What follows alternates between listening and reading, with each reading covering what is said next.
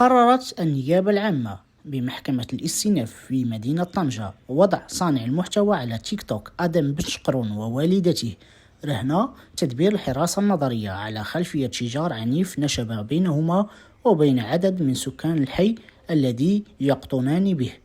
وجاء هذا القرار بعد تلقي السلطات الأمنية شكايات من الجيران تشتكي الإزعاج المستمر بفعل اللايفات التي يقوم بها بن شقرون عبر التطبيق، والتي تتخللها وفق المشتكين ألفاظ غير لائقة تمس بالحياء العام. وأفادت ولاية أمن طنجة في بلاغ رسمي بأنها تفاعلت بسرعة مع مقطع فيديو انتشر على مواقع التواصل الاجتماعي يظهر لحظة وقوع الشجار وتبادل العنف اللفظي والجسدي وسط الشارع العام بين الطرفين. وكشفت التحريات الأولية أن الحادث ناتج عن خلافات متكررة حول الضوضاء والفوضى داخل الإقامة السكنية قبل أن تتطور المواجهة إلى اشتباكات مباشرة بين أسرة تيك توكر وعدد من الجيران.